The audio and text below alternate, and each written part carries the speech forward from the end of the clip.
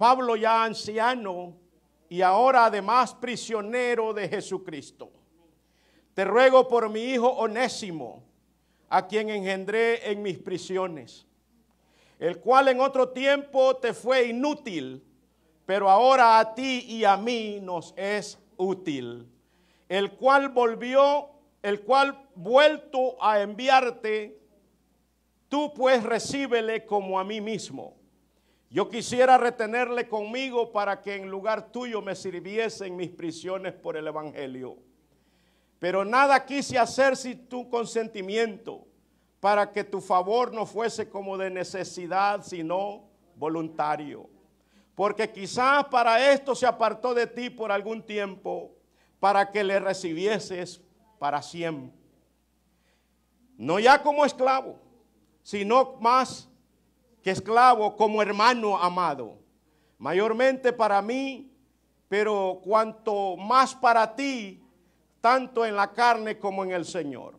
Así que, si me tienes por compañero, recíbele como a mí mismo. Y si en algo te dañó o te debe, ponlo a mi cuenta. Amén. Puede sentarse. Gloria al Señor. Vamos a hablar de la historia de Onésimo. La historia de Onésimo, una historia muy especial, en la cual veremos cómo la gracia de Dios se manifiesta a cada uno de nosotros. Quiero comenzar diciendo que la búsqueda de perdón, el acto de reconciliación, es uno de los actos más poderosos y transformadores en la vida cristiana. No solamente es un mandato divino, sino también que es una necesidad que refleja el corazón de Dios. Sabe que la Biblia nos enseña repetidamente la importancia del perdón. ¿Quién no le gusta que lo perdonen? ¿Quién no quiere ser perdonado? Y esa es una de las bases bíblicas en las cuales la importancia de perdonar a los demás y el reconciliarse también con los demás. Como le dije en esta noche, yo quiero hablar de ese personaje. Un personaje que buscó el perdón, que buscó la reconciliación. Un personaje que permitió que Dios transformara su vida a través del evangelio. Este personaje también fue útil para Dios. Este personaje fue útil también a los demás. ¿Por qué? Porque aceptó el llamado de Dios. Y este personaje se llama Onésimo. Onésimo, la traducción dice que Onésimo significa útil. Ese es Onésimo. Y esta persona, en realidad, lo vemos en una breve historia aquí en la Biblia. Solamente tiene un capítulo.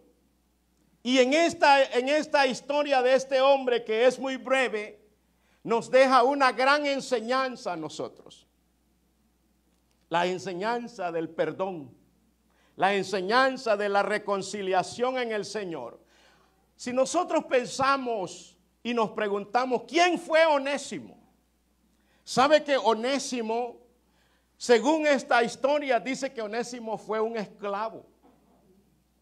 Fue en realidad esclavo de un hombre llamado Filemón. Filemón era un personaje que tenía posición social, un personaje que en la antigüedad podían ellos comprar esclavos. Y de acuerdo como ellos estuvieran en la posición económica, así eran los números de esclavos que ellos podían tener. Por lo tanto, este hombre llamado Onésimo nos describe acá la palabra del Señor, que era un esclavo de Filemón. ¿Sabe que en la antigüedad, para decirle el contexto histórico, social y cultural de esa época, según la historia dice que en los tiempos de Onésimo o de Filemón, la tercera parte de la gente allá en los lugares griegos, romanos, Egipto, todo ello usaban esclavos. Y la tercera parte de la población eran esclavos, eran sirvientes. Por decirlo de alguna manera, estos esclavos no eran considerados como cualquier persona. Eran personas consideradas sin derecho. Algunos a no tener familia. Ellos estaban en realidad al mando de su dueño, de su patrón, de su amo. Y ellos hacían lo que sus amos decían. Y entonces Onésimo en esta historia, legalmente él no tenía derechos. Él tampoco podía tener dependiente. Él solamente dependía de su amo. Mire qué tremendo es la historia. Y usted puede decir, pero ¿cómo es que estas personas pudieran llegar a ser esclavos? Y hay diferentes maneras como estos hombres llegaban a ser esclavos. Y una de ellas es que se había sido capturado en una guerra. Este hombre era un esclavo. Y lo vemos, y si nos vamos al Antiguo Testamento, habían mercaderes que compraban los esclavos, los miraban de arriba abajo, miraban su estatura, miraban su corpulencia, y de acuerdo a cómo le miraban su manera de ser, ese era el precio. Entonces, de alguna manera, el esclavo era capturado en una guerra. Algunas veces eran esclavos porque no podían pagar deudas que ellos tuvieran de la familia. Y entonces ellos decían, me voy yo como esclavo, como un sirviente, porque no podía pagar. ¿Se acuerdan aquella historia de aquella mujer que era viuda y tenía 2 hijos? Y que el hombre que le había prestado venía y le asediaba cobrándole y le decía, pues si no me puedes pagar, dame tus 2 hijos. Yo me conformo con llevarme a tus 2 hijos como esclavos. Imagínense qué sentimiento pudo haber sentido esta mujer. Pero es allí cuando llega el Señor y usted sabe la historia. Dios proveyó para que ella pagara a sus acreedores y que sus hijos no fueran a ser esclavos. De alguna otra manera que los hombres llegaban a ser esclavos es porque también ellos mismos se podían vender. Como cabezas de familia, muchas veces ellos ya no podían mantener la familia, sino que ellos iban y decían, pues yo me vendo como esclavo y lo que den por mí va para mis hijos, va para mi familia. Y entonces de esa manera es que los hombres en ese entonces podían ser esclavos. Algunas veces también, y siquiera eso existiera hoy, ¿verdad? Cuando los hijos son rebeldes. Estoy bromeando, hermanos. Los padres vendían sus hijos. No tuviéramos los jóvenes que tenemos hoy aquí, hermano. Usted se fijó que las jóvenes cantaron, ¿verdad? Y hay bastantes jóvenes en la iglesia. Pero cuando los hijos eran rebeldes, mal portados, venían los padres y los vendían como esclavos. Esta era otra manera. Algo otra manera era porque ellos cometían delitos graves. Esta era una de las maneras en las cuales muchos hombres llegaron a ser esclavos. Y es así que rara vez la liberación de un esclavo, era raro que alguien de ellos liberara a un esclavo. El dueño, el amo, necesitaba de esa mano de obra. ¿Ustedes recuerdan la historia de Israel en Egipto? Esa mano de obra. Ellos construían a pura mano de obra de esclavos. Entonces, ¿quién podía dejar libre esclavos? Nadie. Algunas veces los esclavos ya no daban o se enfermaban, los llevaban allá a un lugar como a un tianguis y allá vendían los esclavos. Algunos que miraban que las personas podían, quizás le miraban su rostro, no sé, y llegaba alguien y decía: yo quiero este esclavo, yo pago el precio. Y alguna vez yo conté una historia de un hombre que fue a ese lugar a comprar esclavos y vio a este hombre con un rostro muy triste, y él dijo: ese quiero yo. Yo quiero, ese vale 3 veces más que los demás. Dijo él: no importa, yo lo pago. Y es así que dice que aquel hombre pagó el precio, y entonces aquel esclavo se fue con él y él se sintió que nuevamente iba a regresar a la vieja vida que había tenido.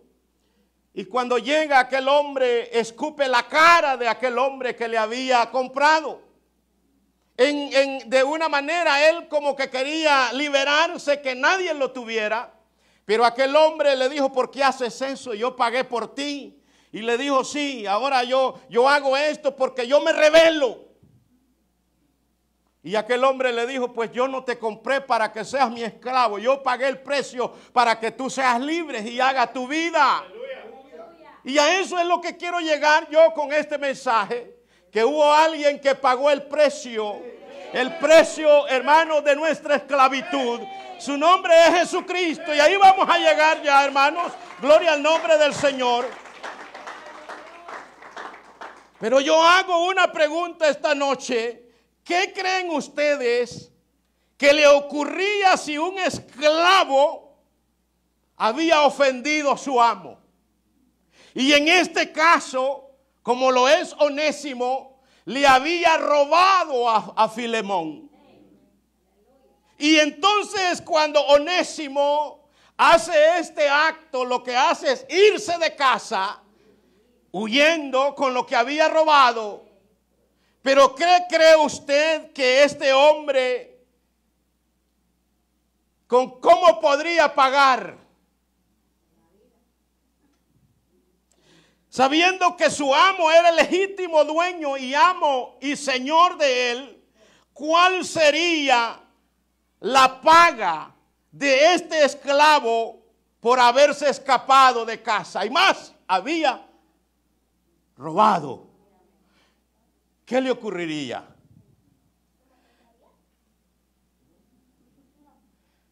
Le tocaría pagar con su propia vida.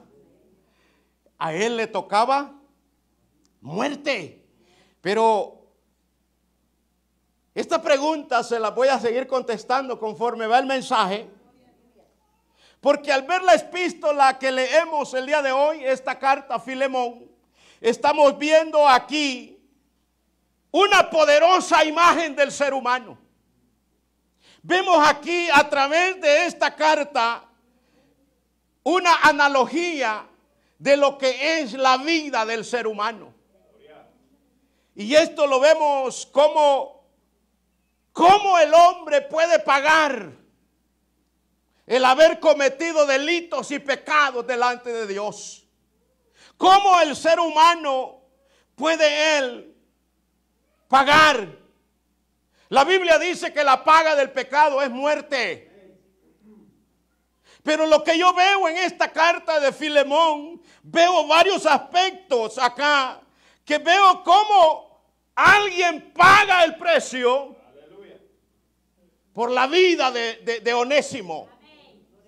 Cómo vemos la sustitución, la imputación, la restauración y la reconciliación. Esto, hermanos, esta carta de Filemón encierra lo que es el evangelio completo que la palabra de Dios nos presenta. Vemos aquí cómo este hombre, cómo este hombre conoce el evangelio y el evangelio de Dios transforma su vida. Vemos aquí también cuán poderoso es sentirse perdonado. Eso es lo más precioso que esto, hermanos, capacita. Cuando alguien es perdonado, también lo capacita para perdonar a los demás.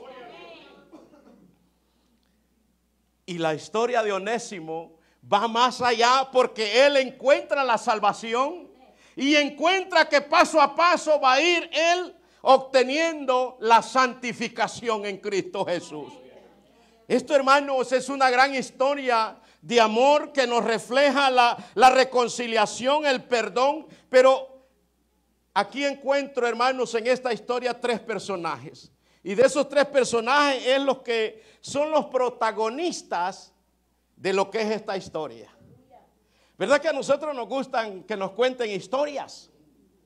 Y esta es una historia bíblica donde hay 3 personajes principales. Porque hay personajes secundarios. Pero esta historia hay 3 protagonistas. Y el número 1 es, mire, es Filemón. El amo que ha sido ofendido. El legítimo amo ofendido es Filemón. Y a quien le envían esta carta es a Filemón. Filemón era un hombre que no era judío. Era un hombre gentil. Un hombre que, ¿verdad? Cuando se habla de gentil es alguien que no es de la raza judía. Es alguien como nosotros, como los griegos, como cualquier otra persona. Y Filemón, la Biblia lo relata que Filemón dice que era un hombre convertido al evangelio. Cuando Pablo llegó allá al lugar de Éfeso, y más bien en la ciudad de Colosas, ¿quién fue Filemón? Filemón creyó al evangelio. Y dice la Biblia que Filemón era un hombre rico, un hombre justo, un hombre que había conocido la gracia de Dios. Entonces, cuando hablamos de Filemón, lo que está diciendo que Filemón era un buen cristiano, que Filemón era un buen líder de la iglesia. Dice que él hacía reuniones en su casa, la iglesia que él estaba a cargo de una iglesia. Entonces, Filemón, ¿verdad? Quien había conocido a Cristo bajo el ministerio del apóstol Pablo, hacía los cultos en su casa y estaba con toda la disposición. Entonces, cuando vemos aquí la historia de Filemón, Filemón es un ejemplo de vida para cada uno de nosotros. Un buen cristiano, un hombre justo, un hombre que había conocido la gracia del Señor. Pero llama la atención, fíjese que Filemón era el amo, era el señor de Onésimo. Pero que usted sabe que Onésimo, ¿verdad? No era cualquier cosa. Y usted ya se va a dar cuenta a quién tipifica Onésimo, ¿verdad? Era alguien que era de buen calibre, le gustaba lo ajeno, hermano, burlarse de su patrón. Hacerle desaires a su amo, a su señor, quizás le mentía.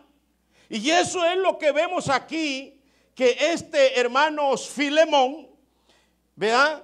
Viene a representar en una tipología al Señor, a nuestro Dios. Fíjense que eso es lo que representa a Filemón, porque al decir verdad, nosotros fuimos creados, usted sabe la historia desde el principio, que fuimos formados del polvo de la tierra. Nosotros, el Señor nos formó a cada uno de nosotros y nos formó en una eternidad, en una santidad. Y le dijo al primer hombre, si obedeces vas a vivir y si desobedeces vas a morir. ¿Y qué hizo el primer hombre? Desobedeció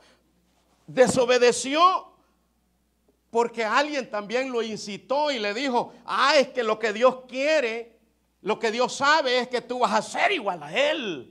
Y ese punto es muy importante porque ahí es donde vemos que el hombre quiso robarle la gloria a Dios. Mire, bien tremendo. El hombre siempre busca resaltar, resurgir. El hombre busca posición, busca, hermanos.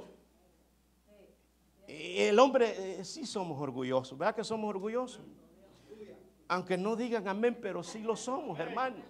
Hay mucho ego en nosotros, con una posicioncita que tengamos. Ay, ya miramos a los demás de reojos. Como que no fuéramos polvo, tierra, hermano. Entonces vemos que el hombre le falló a Dios y en este punto el hombre rompió ese pacto con Dios. Y vemos que así el hombre desobedece a Dios y desde ahí para el amo, que es Dios o el Señor, el hombre pasó a ser creación y dejó de ser hijo. Porque sabe, hermano, que perdió los derechos, perdió los privilegios en la caída, porque Dios no comparte su gloria con nadie. Ni tampoco si el hombre peca, hermano, Dios no puede estar ahí en medio del pecado. Cuando el hombre peca, Dios se aparta del ser humano y lo deja ahí hasta que cuando el hombre reconoce, entonces Dios lo vuelve a tomar como hijo. Entonces vemos aquí que el hombre falló y ahí fue donde el hombre pasó a tener una vida espiritual muerta y así también una vida física. ¿Sabe, hermano, amigo, que el hombre al principio fue hecho eterno? Dios puso eternidad de él en el hombre. Por eso es que, ¿verdad? Este cuerpo fue hecho para no morir, pero por el pecado. Empezó a envejecer. Empezaron todas las reumatices que hay. Empezaron a verse las arrugas. Y usted sabe la historia que ni espinas habían porque este hombre andaba descalzo. Pero cuando él peca, la tierra fue maldecida por causa del hombre. Y muchos dicen, ¿verdad?, que por la culpa de Adán es que el hombre trabaja. No, no es eso. No, no es así. Dios dijo a Adán cuando lo formó, lo puso en el jardín del Edén para que lo cuidase y lo labrase, o sea que trabajara. Dios no hace gente haragana. El hombre es que se hace haragán y a veces pone achaques y le echa siempre las culpas a los demás. Porque cuando Dios llega y le llama cuentas al hombre, ¿a quién le echó la culpa a Adán? Es que la mujer que me diste eso. Y bueno, Eva le dijo, la culebra. Y así somos nosotros hasta el día de hoy. Muchos hombres le echan la culpa a la mujer. A veces la mujer le echa la culpa a los hijos. Y así va en cadena. Entonces, hermanos, todos nosotros estamos hechos con esa concupiscencia de pecado. Porque la Biblia dice que por uno entró el pecado al mundo y por el pecado entró la muerte. Por cuanto todos pecaron, dice, mire, la muerte pasó a todos los hombres. Entonces, cuando el hombre falló, le falló a Dios. ¿Por qué le falló? Porque quiso robarle muchas cosas. Quiso el hombre, ¿verdad? Porque es instinto, hermanos. Y Dios no comparte su gloria con nadie. Entonces, la historia de Filemón, aquí vemos ese prototipo de Dios. Que es un hombre bueno, que es justo, que es rico. Dios es rico, ¿verdad? Todo es de Él, hermano. Imagínense, ¿quién, hermanos, quién fue el más perjudicado? Fue el hombre. Y cuando vemos aquí esta historia, que esto de Filemón, se siente que el esclavo le dio la espalda. El esclavo le falló. ¿Y qué está supuesto a hacer Filemón? Hacer justicia. A llevarlo ante un tribunal. Es más, hermano, ni ocupaba porque la ley lo apoyaba para quitarle la vida a Onésimo.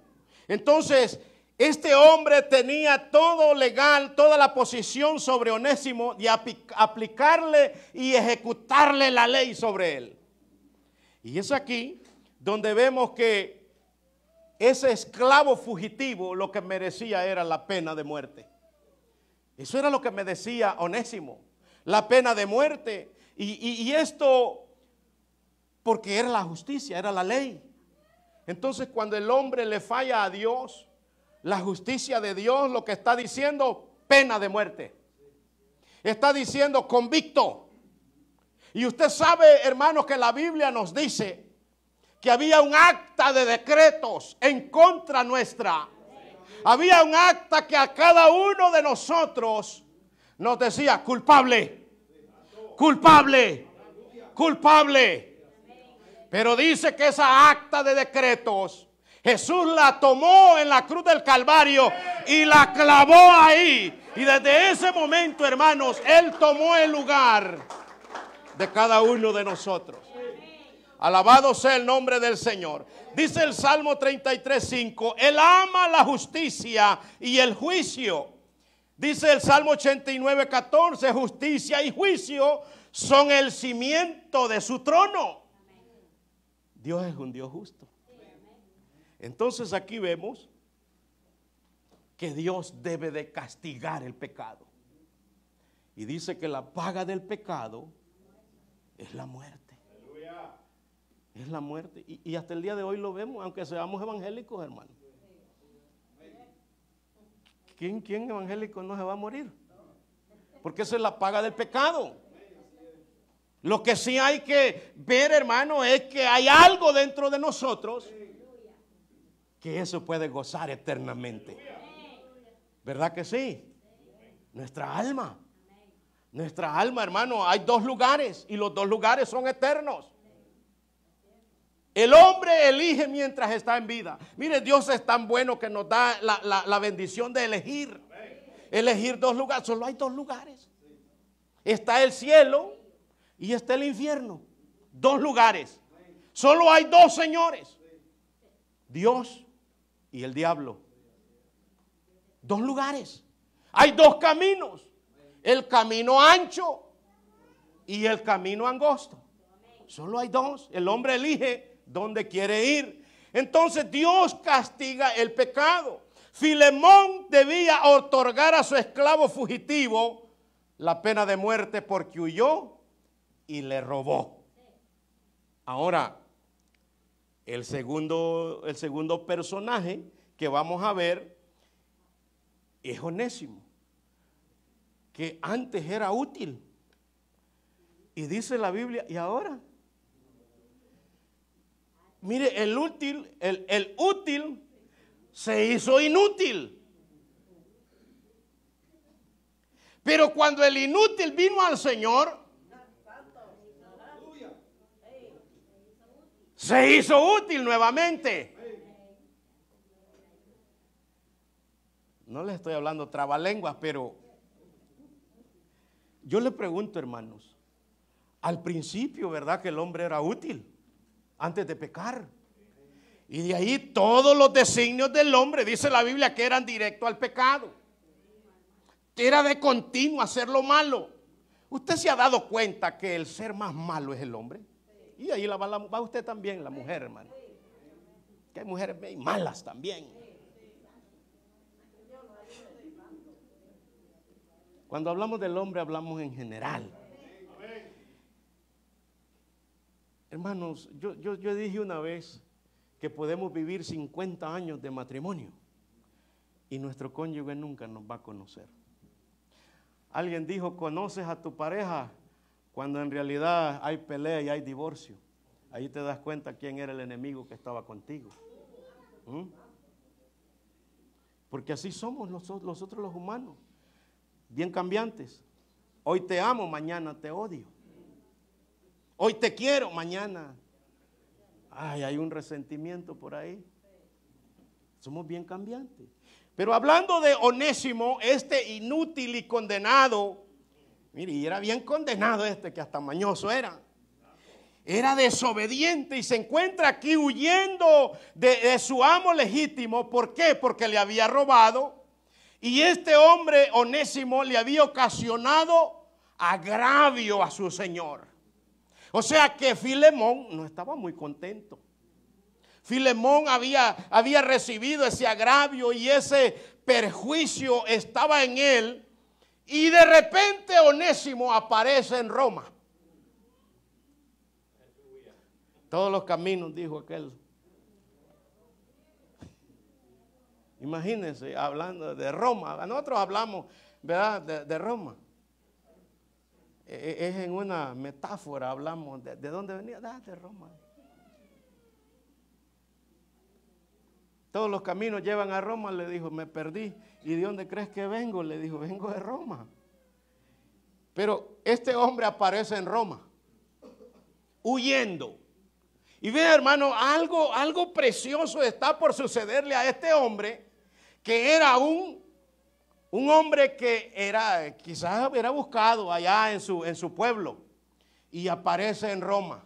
Y de alguna manera, con nadie se va a encontrar allá en la cárcel. Yo no sé si es que en la Biblia no especifica si fue de visita a ver a Pablo o a ver qué haya, porque si había robado a su amo, esa maña la andaba con él. Esa garrapata la andaba con él. Y allá en Roma algo tuvo que haber hecho, ese soy yo, para que fuera a dar a la cárcel. Porque yo no quiero pensar que voy a ir a visitar al apóstol Pablo, porque no era cristiano. Si robaba no era cristiano, ¿verdad? Porque los cristianos no roban, ¿verdad, hermano?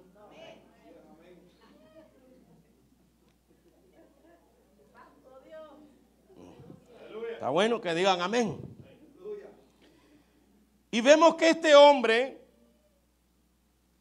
usted pudiera decir muchas veces, el hombre puede decir, es que por suerte. No, nada es por suerte. ¿Qué dijo la hermana?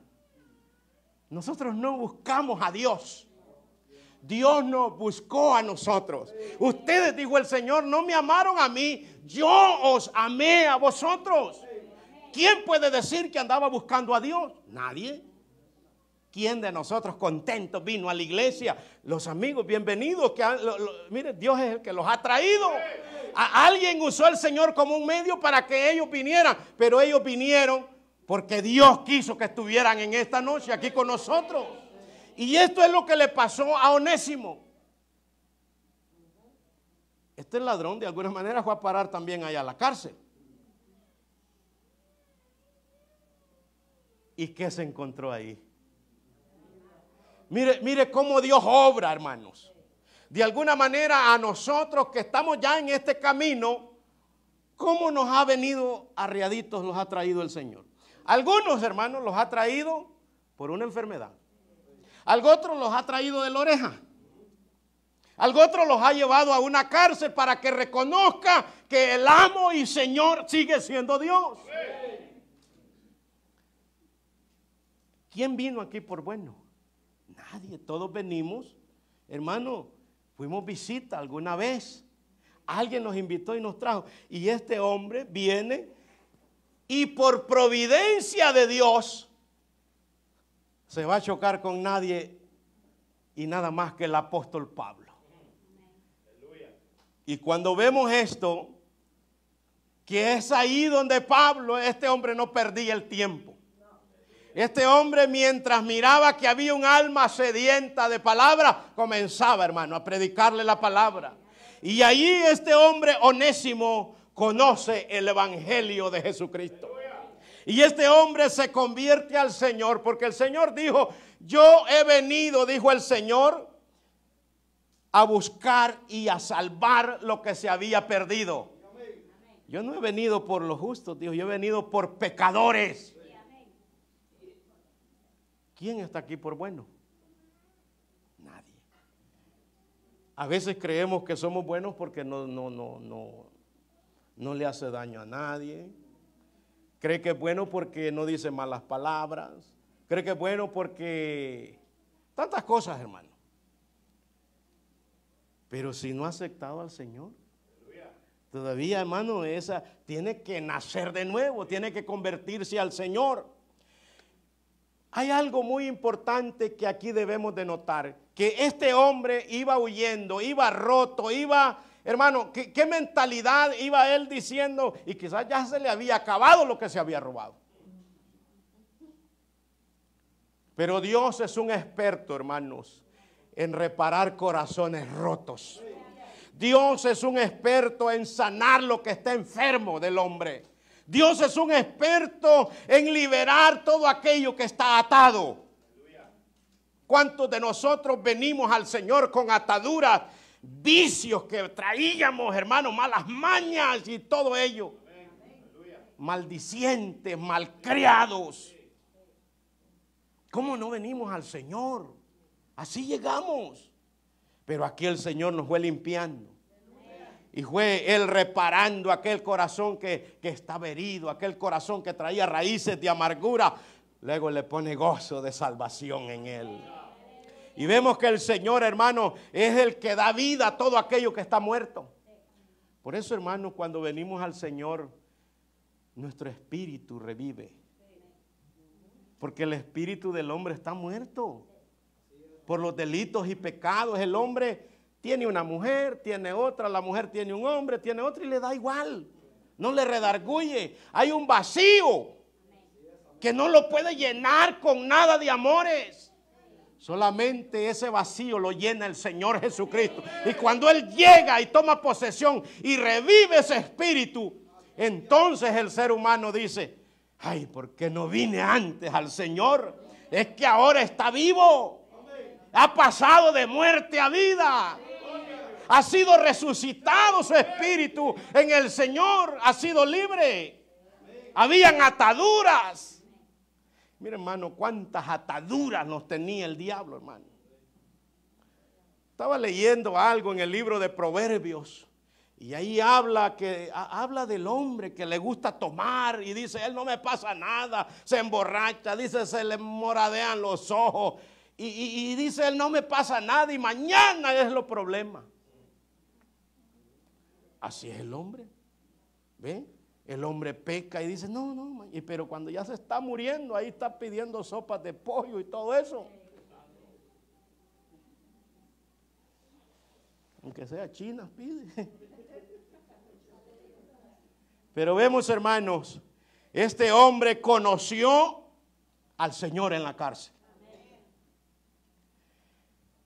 Hemos conocido a algunos hombres que han conocido al Señor en la cárcel. ¿Por qué esperar llegar hasta allá? Los amigos les hablamos el día de hoy. Dios tiene un plan y un propósito con cada persona. Dios nos hizo, hermano, dice que nuestro embrión vieron los ojos de Dios desde que estábamos formándonos. Y Dios tenía escrito códigos en nuestra vida, que era lo que Él quería que hiciéramos, pero cada uno dice que se apartó por su camino. Al hombre le parece que todo camino que toma es derecho, pero su fin dice que es muerte. Pero Él dice: yo sé los planes que tengo para ustedes, dice el Señor. Planes de bien, no de mal. Él conoce qué planes tiene para cada uno de nosotros. Pero nosotros somos los que decidimos. Entonces aquí vemos que la historia de Onésimo, mire, pasó este hombre a conocer al Señor y de repente pues tiene que regresar. Pablo lo está diciendo que este hombre se convirtió en un sirviente de él. Era, hermano, mire, es que, hermano, a los de calibre es los que más usa el Señor. Porque la Biblia dice que al que más se le perdona, más ama. Y usted se acuerda de aquella mujer del alabastro de perfume. Esa mujer, hermano, se sintió esa carga pesada del pecado, el Señor se la quitó. Y por eso a ella no le importaba llegar y tirarse a los pies del maestro. Mire, derramar lágrimas de agradecimiento. No porque le dolía nada, era de agradecimiento. Rodaban lágrimas y dice que las lágrimas caían en los pies de Jesús. Y agarraba su cabello, dice. Imagínese, hermano. Qué ternura de esa mujer. Qué agradecimiento. Y nosotros nada queremos hacer en la iglesia, hermano. Venimos, hermano, y estamos pensando qué voy a comer mañana. O está pensando, dejé los chicharrones en la refri.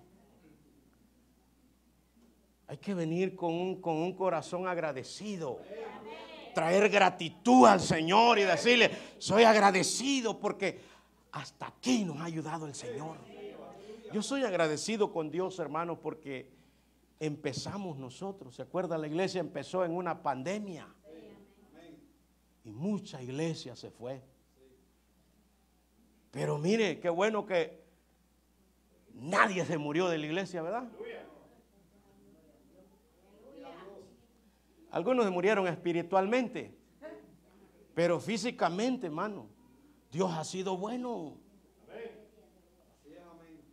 Hermano, se ha muerto gente importante de puestos importantes, pero yo siempre creo, hermano, que los puestos más importantes es los que nos tiene el Señor aquí a nosotros. Dios ha sido bueno con nosotros. Yo siempre digo, hermano, va que es raro que un cristiano se muera. Es raro, hermano, porque no anda haciendo cosas malas, el Señor lo cuida. Entonces, hermanos, vemos aquí, y voy cerrando con la historia. Cuando yo hablo de Filemón y que Filemón nos da una tipología de Dios, del amo y Señor, y Onésimo es el esclavo inútil que le robó a Dios. ¿Qué historia le suena aquí a usted?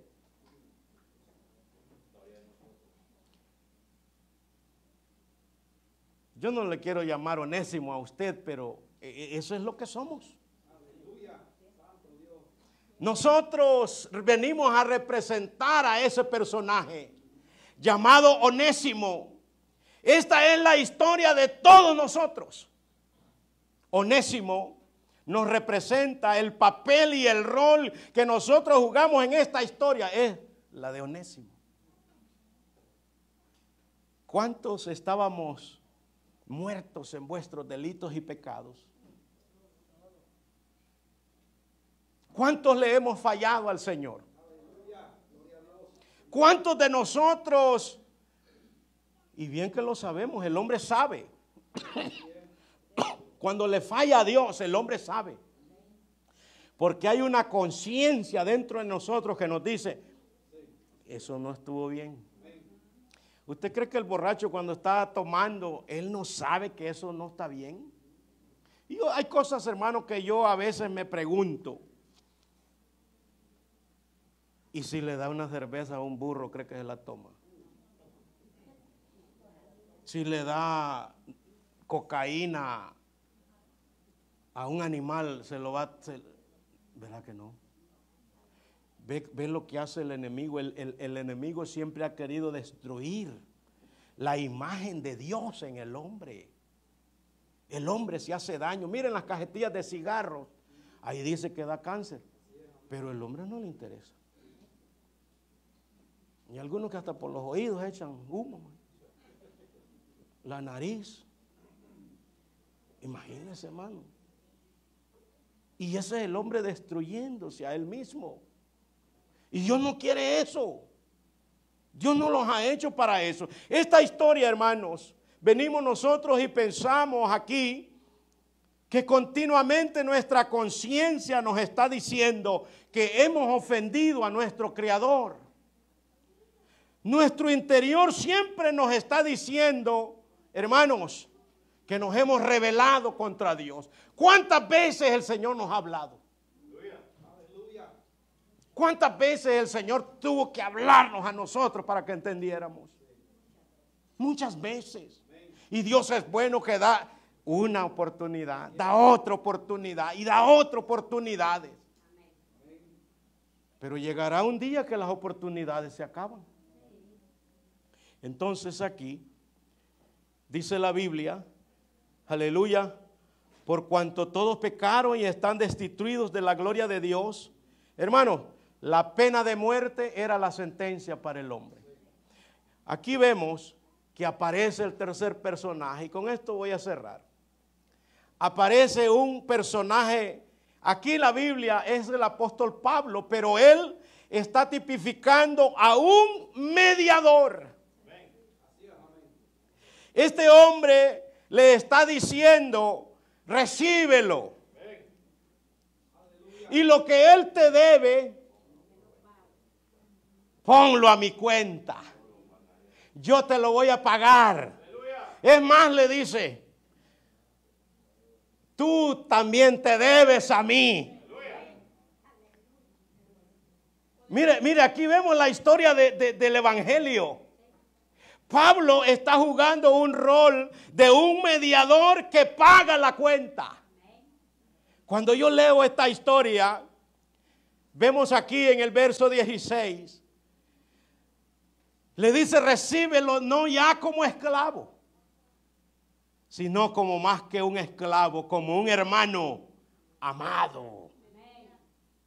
Y es que en el Señor no hay posición social. En el Señor todos somos iguales. Tenga, no tenga, sea feo. No es que no vemos feo. Sea como sea. En el Señor valemos lo mismo. El mismo pago que dio por usted, lo dio por mí. Entonces, cuando vemos aquí al apóstol Pablo como un mediador, vemos la historia del Evangelio. Y yo cierro con estas palabras.